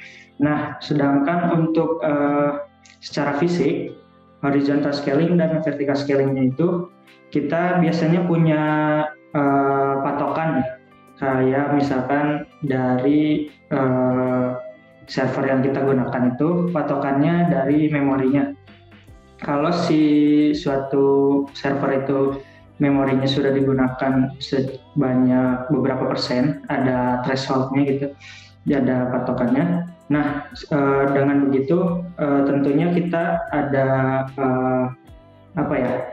kayak ada waktu untuk menambahkan server baru. Nah, karena di kita itu servernya tidak berdiri sendiri, dia menggunakan sistem cluster.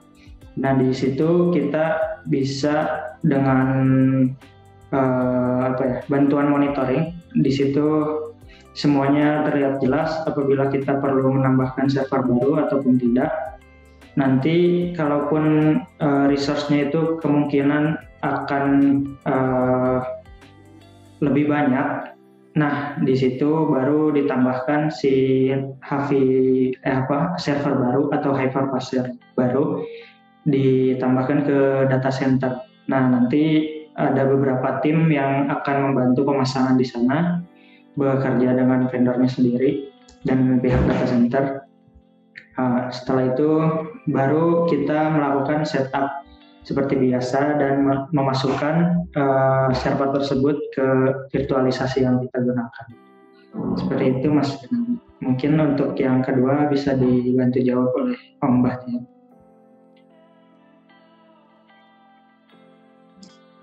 Saya coba menjawab terkait kasus yang ada di luar terkait permintaan data yang ada di Apple Cloud dan kemudian ditolak. Jadi sebenarnya kalau kembali lagi ada hukum yang berlaku di Indonesia. Jadi mulai dari 2016 lalu itu sebenarnya juga mulai ada Permen PAN dari Kemenfo untuk perlindungan data pribadi, sampai yang terbaru itu di 2020 juga ada terkait perlindungan data. Selama data itu masih terdapat di domisili wilayah hukum Indonesia, berarti kalau memang datanya itu disimpan di data center yang ada di Indonesia, itu sebenarnya dari pihak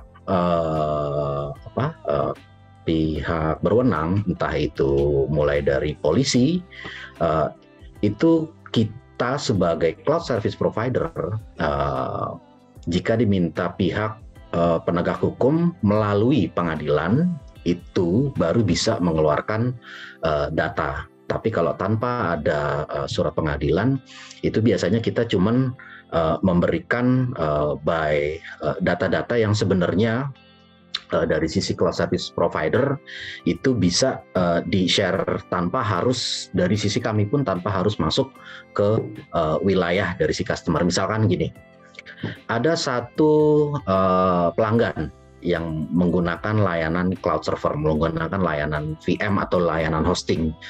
Kemudian di dalam VM itu dia taruh film bajakan deh gitu. Dari syarat dan ketentuan yang ada di kami itu sudah jelas-jelas melanggar syarat dan ketentuan. Jadi ketika sudah melanggar syarat dan ketentuan, kami pun juga secara sepihak berhak melakukan suspend sampai konten tersebut hilang. Tapi di luar itu, misalkan dari suatu website yang sebenarnya tidak menyalahi syarat dan ketentuan yang ada di kami, tapi dari pihak kepolisian melalui pengadilan meminta kami untuk membuka akses ke dalam server, itu biasanya kalau bicara sudah ada pengadilan berarti sudah ada surat perintah. Nah itu dari sisi kami, ataupun kalau misalnya dari sisi cloud service provider didampingi dengan pihak legal, itu tentunya sampai saat ini masih tunduk dengan aturan tersebut. Tapi kalau masih sebatas polisi request data dan lain-lain itu sampai sekarang belum bisa. Tapi melalui surat perintah pengadilan yang resmi, kami masih tunduk dengan peraturan tersebut. Dan sepertinya dengan vendor-vendor yang ada lain di Indonesia pun juga sepertinya tunduk dengan aturan tersebut. Kurang lebih kalau itu bisa menjawab. Terima kasih. Oke, terima kasih banyak Kak jawabannya. Baik, terima kasih untuk pertanyaannya dan juga terima kasih untuk jawabannya Mas Bahtiar dan juga Mas Dandi. Mungkin kita sekarang beralih ke pertanyaan yang ada di kolom chat. Ini udah banyak banget. Mungkin kita mulai dari pertanyaan dari Kak Faisal. Mungkin ya, ini ada pertanyaan untuk Mas Bahtiar.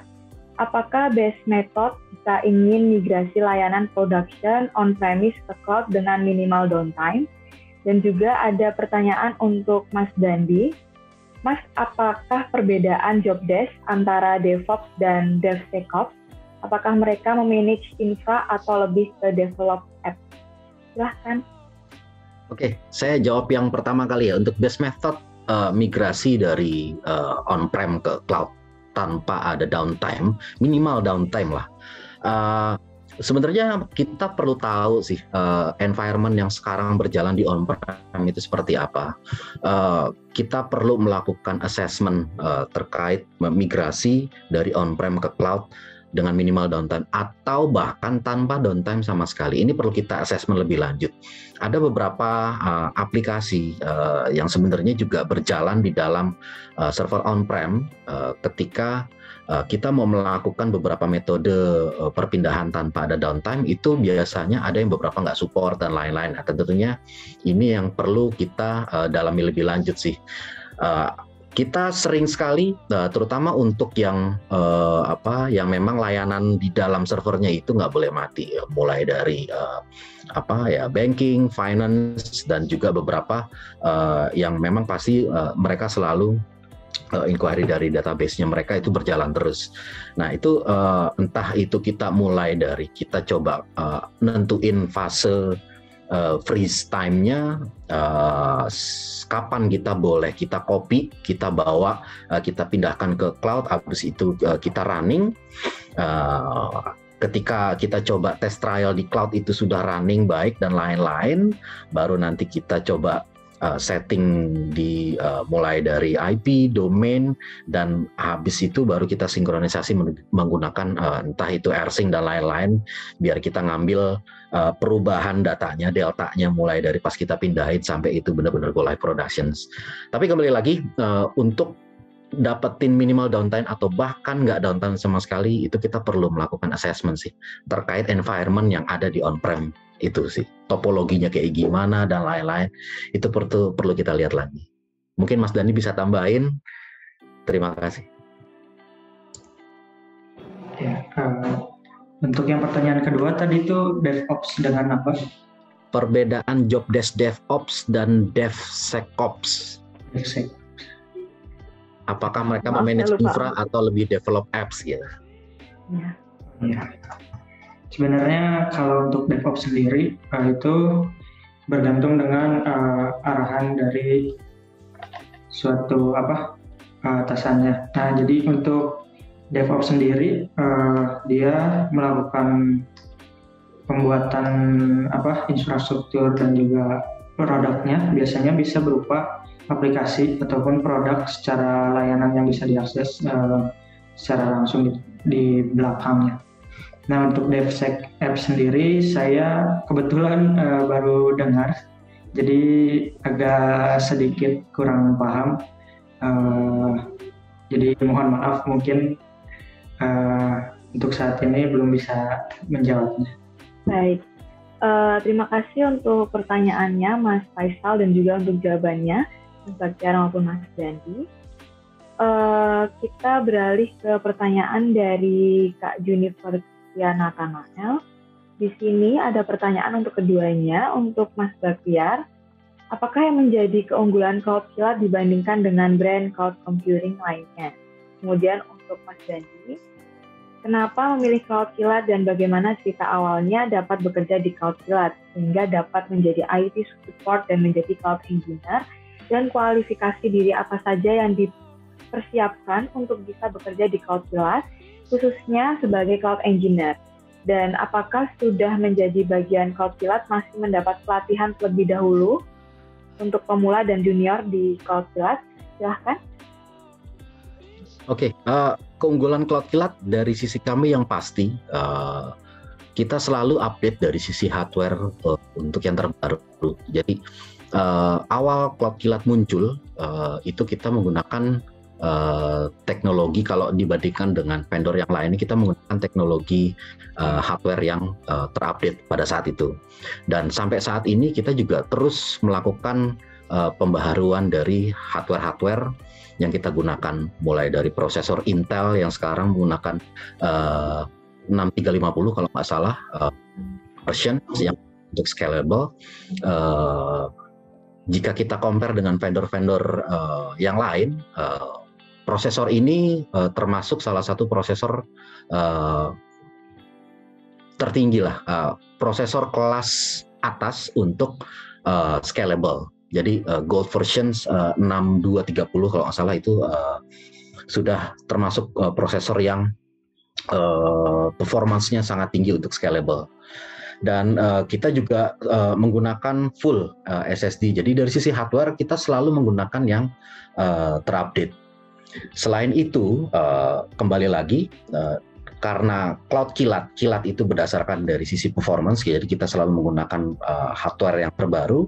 Selain itu juga dari sisi support, mulai dari respon time yang kilat, kemudian solution time yang memang cepat mengenai sasaran sesuai dengan pertanyaan dan bobot dari isu yang dihadapi oleh si customer.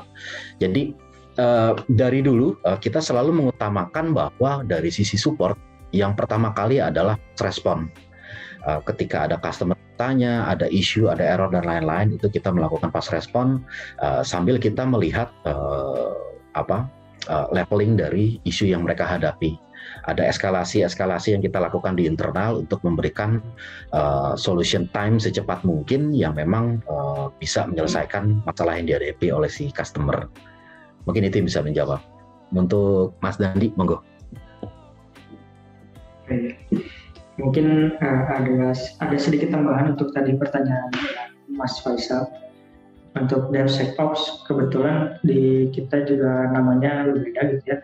Jadi karena dia berurusan dengan security, jadi biasanya itu secara tidak langsung dia bekerja sama dengan DevOps sendiri. Namun dia memiliki bagiannya sendiri di bagian keamanannya. Jadi mereka biasanya bekerja sama, lalu nanti produk hasil akhirnya tetap berupa sebuah aplikasi ataupun layanan yang bisa diakses oleh customer.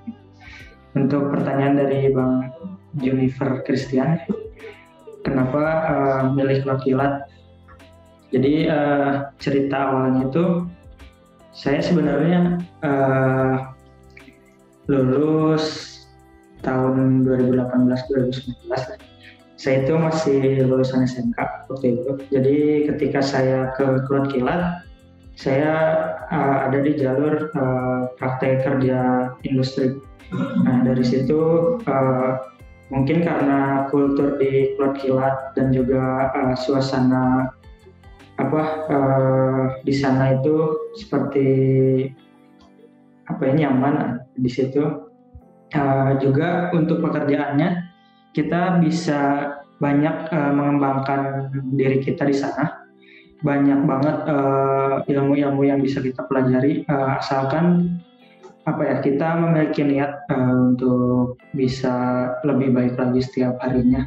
Nah, jadi di situ itu yang buat saya bekerja di cloud kilat saat ini. Kebetulan setelah selesai prakarya itu waktu itu saya langsung dapat tawaran dari cloud kilat, dan untuk itu karena saya pikir ini kesempatan besar untuk diterima, jadi saya lanjutkan untuk bekerja di cloud kilat. Nah, begitu. Baik, terima kasih untuk jawabannya Mas Bagja dan juga Mas Dandi, dan terima kasih untuk pertanyaannya. Sekarang kita beralih ke pertanyaan dari Audia Wisnu Ardita. Apakah menggunakan cloud merupakan pilihan tepat untuk para perusahaan startup yang terbilang masih baru dalam memulai perjalanannya? Jika iya, apa saja keuntungannya? Dan jika tidak, adakah waktu yang disarankan untuk mulai menggunakan cloud computing ini untuk keuntungan perusahaan mereka? Silahkan, Kak. Oke, tentunya untuk startup itu sangat tepat sekali sih jika memang sudah langsung mengadopsi cloud. Kenapa? Balik lagi, keuntungan mengadopsi cloud itu yang pertama seperti yang saya sampaikan adalah masalah fleksibilitas dan skalabilitas. Ketika kita startup dari awal, mulai dari yang balik lagi sizingnya, kita pilih mungkin yang memang sesuai fit di awal seperti apa. Ketika nanti growing dan mungkin terjadi up and down, roller coaster dan lain-lain, itu benar-benar bisa menyesuaikan sih, karena dari sisi cost budgetingnya itu pun itu pasti nanti juga bisa menyesuaikan. Dan ketika sudah dapat yang makin mature dari sisi core bisnisnya mereka, itu membutuhkan support dari sisi infra seperti apa. Kalau memang sudah fix, itu pun nanti juga bisa dapat scalable yang bisa jauh lebih besar. Misalkan seperti yang saya sampaikan pada awal-awal kita mensupport salah satu ojek online terbesar di Indonesia, itu pun dari kita pun juga memang banyak sekali membantu mulai dari awal ketika mereka butuh seperti apa kita persiapkan sampai akhirnya mereka scale dengan sangat jauh besar, mereka dapat funding, mereka pindah, dan itu sebenarnya juga tetap di cloud, tapi jauh lebih scalable untuk skala bisnisnya mereka sih. Jadi untuk startup yang memang ingin mengadopsi cloud itu tentunya akan jadi pilihan yang cukup wise saat ini dengan kondisi yang memang dari sisi mereka bisa scalable sesuai. Ketika lagi promo, ada yang nge-hit banyak dan lain-lain, itu bisa kita langsung upgrade, tapi ketika promo selesai itu bisa langsung downgrade normal lagi. Jadi fleksibilitas, skalabilitas itu bisa dijalankan di ketika startup mengadopsi cloud computing. Terima kasih. Baik, mungkin Mas Dandi mau menambahkan atau sudah cukup? Ya, sudah cukup. Baik. Terima kasih untuk jawabannya Mas Baktiar dan juga terima kasih untuk pertanyaannya. Dan ini ada pertanyaan dari Kak Cindy Oktaviani. Untuk Kak Baktiar, layanan apa yang diberikan oleh Cloudkilat sendiri? Dan apakah ada program magang yang diberikan Cloudkilat untuk calon cloud engineer? Karena kan bang ini juga banyak banget anak-anak kuliahan yang nyari tempat magang ya Mas Baktiar, saya juga mengalami. Nah gimana nih Mas Baktiar, mungkin bisa dijelaskan? Tentunya kita open banget untuk magang, bahkan kita sudah bekerja sama dengan mulai dari beberapa SMK di Jawa Barat dan juga di Jawa Timur untuk kelas magang. Itu kita udah running mungkin sekitar 2 atau sampai 3 tahun, dan untuk beberapa kampus di Jabodetabek itu juga kita berjalan. Cuman balik lagi dalam kondisi pandemik sekarang tentunya juga akan ada keterbatasan yang akan timbul pastinya, entah itu beberapa tas yang harusnya bisa dijalankan di kantor, mau nggak mau harus kita convert atau harus kita custom sedikit yang bisa dijalankan secara remote. Ya tentunya balik lagi kalau untuk magang pastinya kita open banget. Dan untuk untuk hal ini sebenarnya nanti bisa kirim email ke info @cloudkilat.com. Nanti kalau memang tertarik atau ingin dapat informasi lebih lanjut nanti bisa ke sana. Terima kasih. Baik, terima kasih Mas Baktiar untuk jawabannya dan terima kasih untuk pertanyaannya. Ini ada pertanyaan lagi dari Kak Anita. Mungkin ini untuk Kak Dandi ya selaku cloud engineer. Ini ada pertanyaan, sertifikasi apa saja yang bisa diambil sama seorang cloud engineering? Penting atau tidak mengambil sertifikasi terutama di industri Indonesia? Dan apakah pernah salah mengeksekusi proyek dan bagaimana bentuk pertanggungjawabannya? Ini menarik ya. Sebenarnya kan dalam beberapa tahun saya bekerja di Cloudkilat juga bukan tanpa kesalahan.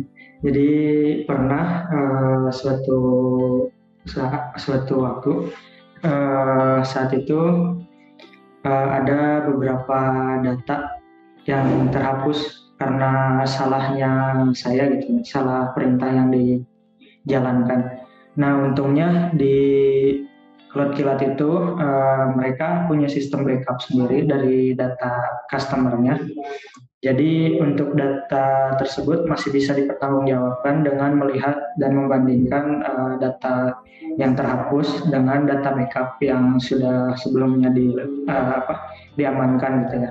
Jadi untuk mengatasi hal-hal seperti itu, sebenarnya sebelum kita menjalankan setiap perintah atau komen di shell script gitu, sebelum kita mengubah suatu config ataupun kita menjalankan komennya, kita harus selalu siap dengan melakukan backup terlebih dahulu.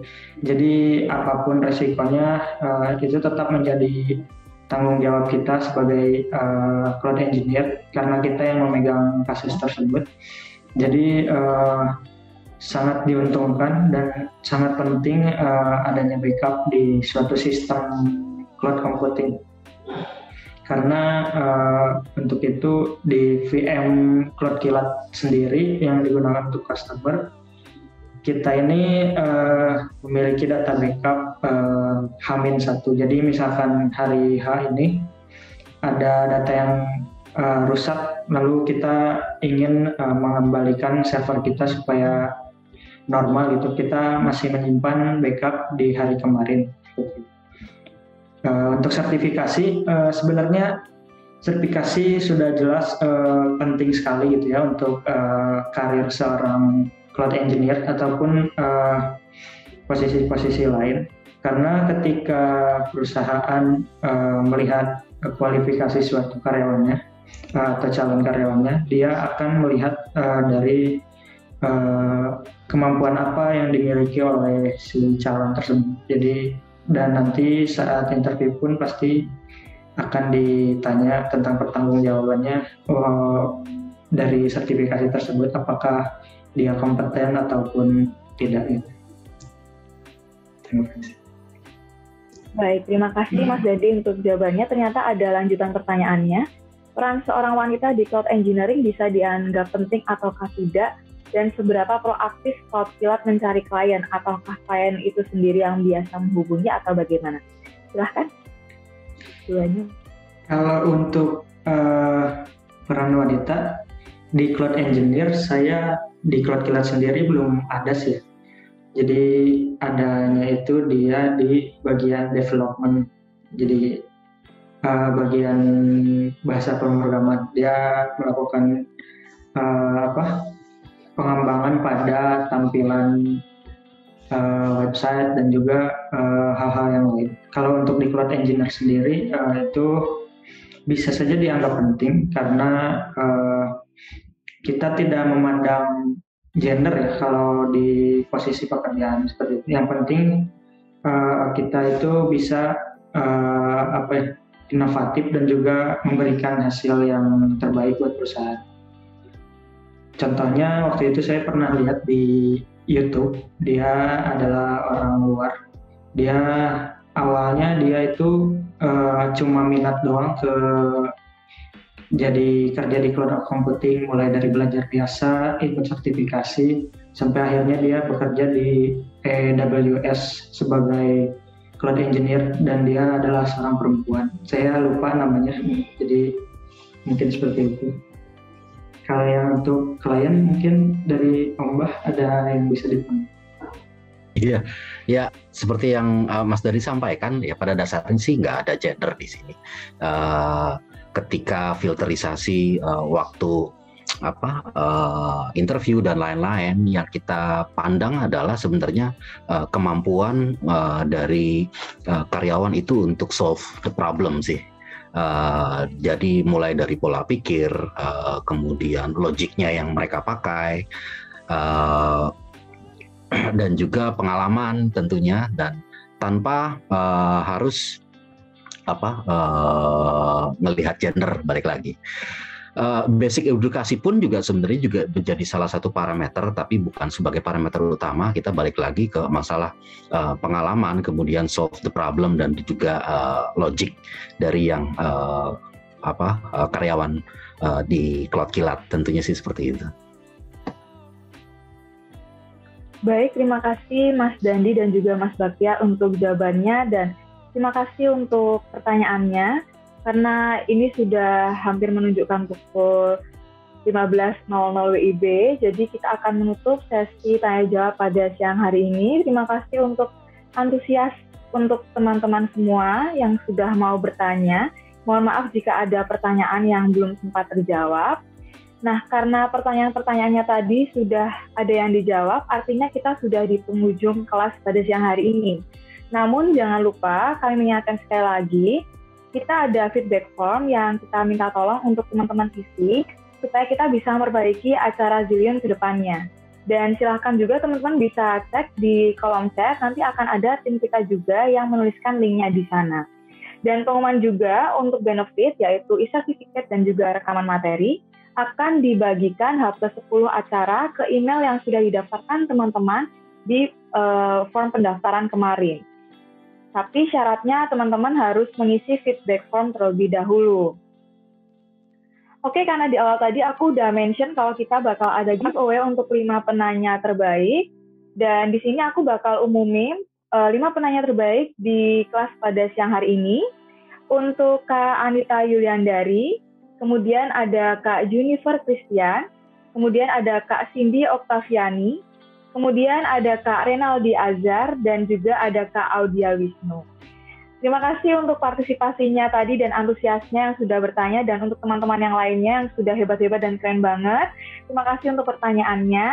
Dan sekarang kita sudah di penghujung acara, kita juga sudah mengumumkan pengumuman untuk kelas di siang hari ini. Dan sebagai kenang-kenangan, kita mau foto bersama dulu. Untuk teman-teman semua bisa menyalakan kameranya, karena kita akan melangsungkan sesi foto bersama dengan pembicara kita pada siang. Silakan teman-teman, kita bisa on cam, bareng-bareng kita foto. Nah, kalau ditanya nih, kira-kira teman-teman mau kelas apa lagi sih yang bakal kita adain ke depannya, dan kasih tahu dong kegiatan atau aktivitas apa yang bisa kita masukkan di setiap kelas kita. Mungkin ada kegiatan yang seru menurut teman-teman. Boleh banget teman-teman chat aja di kolom chat Zoom, atau kalian juga bisa langsung masukin ke feedback form tadi.